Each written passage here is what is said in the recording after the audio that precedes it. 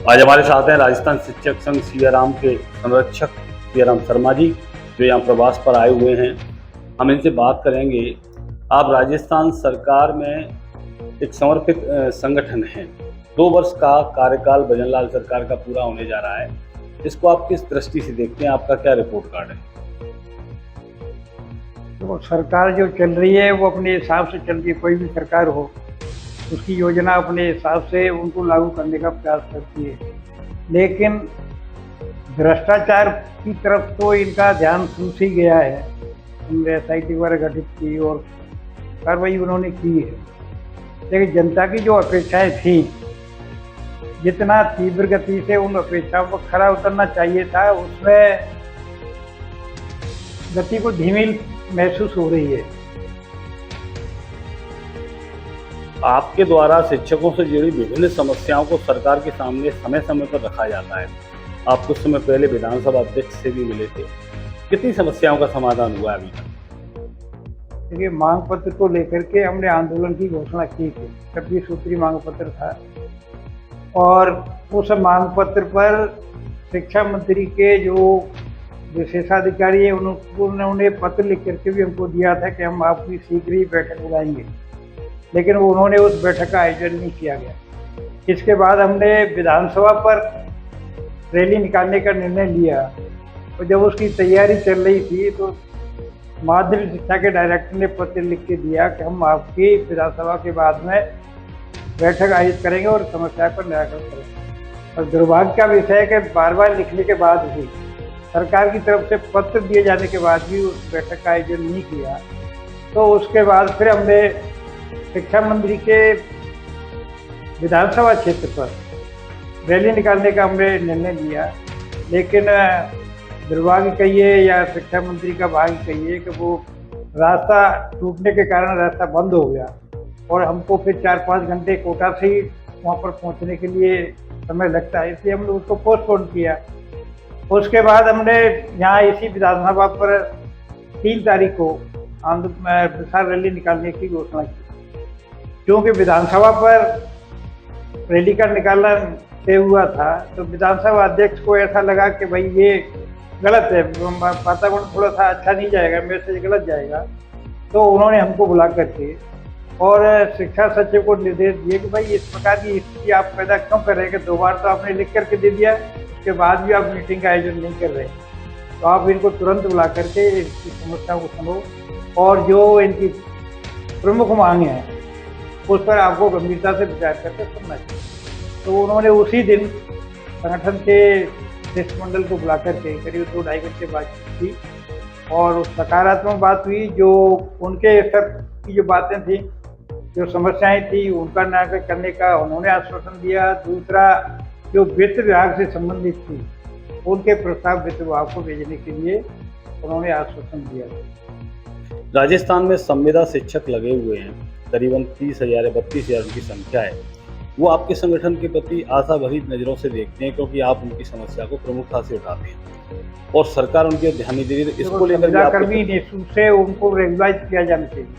सरकार ने एक नियम निकाला था कि जो भी संविदा कर्मी है उसको समय समय पर हम उनको रेगुलाइज करेंगे, लेकिन अभी सरकार ने इस प्रकार का कोई निर्णय नहीं लिया है, इस प्रकार की कोई कार्रवाई नहीं की है। तो निःशुल्क से वो अर्ध वेतन भोगी है, वो निःशुल्क से वो रेगुलाइज होना चाहिए। हम जितना संभव है उनका हम प्रयास करेंगे, सहयोग करेंगे।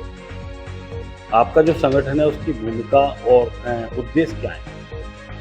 संगठन की भूमिका केवल इतना ही नहीं है कि हम शिक्षकों की समस्याओं को लेकर के ही उठाते रहते हैं। हमारा मुख्य उद्देश्य है कि शिक्षा में गुणात्मक सुधार होना चाहिए और समय समय पर हमने एक शिक्षा में गुणात्मक सुधार के लिए सरकार को प्रस्ताव भी भेजे थे। आज लगभग 1.5 लाख अध्यापकों के पद रिक्त हैं। जिस विभाग में 1.5 लाख पद रिक्त हों उसमें शिक्षा में गुणात्मक सुधार हो सकता है, इसकी कल्पना भी करना ठीक नहीं है। इन्होंने अंग्रेजी माध्यम के स्कूल खोल दिए, पूर्व सरकार ने खोले, इनमें हिम्मत नहीं हुई कि उसको बंद करने की या संशोधन करने की या कम करने की। लेकिन अध्यापक तो वही है, हिंदी माध्यम के आए हैं। इन्होंने केवल एक बाई मीडिया सोचा कि भाई जो अध्यापक ट्रांसफर नहीं हो सकते, उन लोगों को एडजस्ट करने के लिए इसमें इंग्लिश मीडियम में, बाकी का कोई सुधार इंग्लिश मीडियम में हुआ है कि वहाँ कोई इंग्लिश ही में सारी पढ़ाई होती है, ऐसा तो मुझे लगता नहीं। तो ये जो स्थिति बनी है, इससे क्या हुआ कि सरकारी स्कूलों में जो हिंदी माध्यम के विद्यालय थे उनमें छात्र संख्या कम हुई, न्यून हुई, क्योंकि इन्होंने तय कर दिया कि एक सेक्शन में 30 लड़के से ज़्यादा नहीं होंगे। अब बाकी के लड़के वो दूसरे आसपास के विद्यालयों में, कहीं सरकारी स्कूल बहुत कम है, वो निजी विद्यालयों में जाकर के एडजस्ट। तो शिक्षा में गुणात्मक विद्यालय संसाधन इनके पास नहीं है पूरे, बहुत सारे स्कूल इसमें जर्जर अवस्था में गिरे हुए हैं। झालावाड़ की स्थिति हुई, बहुत सारे कई जिलों में इस प्रकार की स्थिति, जब इनके पास संसाधन ठीक नहीं है, मानव संसाधन इनके पास पूरे नहीं है। सहायक कर्मचारियों की भर्ती 30-35 साल पहले हुई थी, आज तक हुई नहीं, अब कुछ होने के लिए जा रही है। तो विद्यालयों में संस्था प्रधान ताला लगा रहे हैं, विद्यालयों की सफाई वो अपने स्तर पर कर रहे हैं, भामा साहब का सहयोग कर रहे हैं। तो ये शिक्षा में गुणात्मक सुधार, ये सारे पहलुओं पर विचार करके ही कोई संभव हो सकती है, सारी व्यवस्थाएं जब हो। हम कहते हैं कि ये जो सरकारी खजाने से जो वेतन ले रहे, चाहे कर्मचारी हो, चाहे राजनेता हो या प्रशासन के अधिकारी हो, एक निर्णय होना चाहिए कि इन सबके बच्चे सरकारी स्कूल में पढ़ेंगे तो शिक्षा में गुणात्मक सुधार भी होगा, संसाधन जितने भी हैं वो भी पूरे होंगे।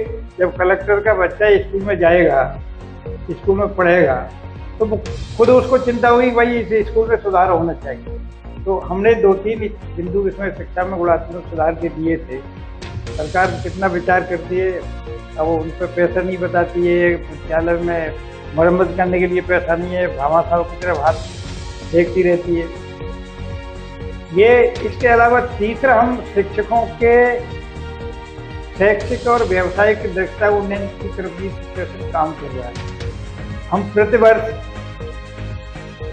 अधिकांश जिलों में, सभी जिलों में तो एक साल में संभव नहीं हो पाता है, हम 50 लोगों को चयन करते हैं और उनको शिक्षा में गुणात्मक सुधार कैसे हो सकता है, हम अपने को कैसा परिपक्व करके विद्यालय में जाना चाहिए, विषय का ज्ञान हमको पूरा कंप्लीट होना चाहिए और बच्चों को संतुष्ट करके अपने विद्यालय में उनको बच्चों को भेज देना चाहिए। हम कभी नहीं कहते हैं कि भाई विद्यालय में देर से जाना चाहिए, ये भी भ्रष्टाचार है। विद्यालय में अध्यापक लेट पहुंचता है तो ये भ्रष्टाचार ही है, और जा करके वो पढ़ाता नहीं है, ये भी भ्रष्टाचार ही है। कोई समय का चोर है, कोई काम का चोर है, कोई पैसे का चोर है, तो भ्रष्टाचार सब एक ये परिभाषा अपने हिसाब से बदलता है। तो हमारी प्राथमिकता ये रहती है कि अध्यापक ईमानदारी से जाए, समय पर जाए, ईमानदारी से पढ़ाए और पढ़ाने के बाद में वो पूरा समय विद्यालय में रुके और विद्यालय की एक्टिविटी जितनी भी है उसमें पूरा सहयोग करने का प्रयास करें। आपसे हम अंतिम सवाल करेंगे, यदि सरकार आपकी समस्याओं पर, आपके ज्ञापनों पर ध्यान नहीं देती है और लगातार आपको अपेक्षित महसूस कराया जाता है, तो आगामी आपके आंदोलन की क्या स्थिति रहेगी? देखो, हमको उम्मीद ये है कि 80% तो वो हमारी समस्याओं का समाधान सरकार में ये सद्बुद्धि होगी, ठीक समय पर, उचित समय पर पूरा करने का प्रयास करेगी। लेकिन अब सरकार नहीं करती है, तो अंत में यही है कि हमको शिक्षा मंत्री के विधानसभा क्षेत्र में जाकर के वहीं धरना प्रदर्शन देंगे और वहाँ की जनता को जागरूक करेंगे कि इनका कार्य पद्धति और व्यवहार दोनों ठीक नहीं है और इनकी सोच विद्यालयों के प्रति और शिक्षकों के प्रति सकारात्मक नहीं है। इसलिए हम ये आंदोलन करने के लिए आए।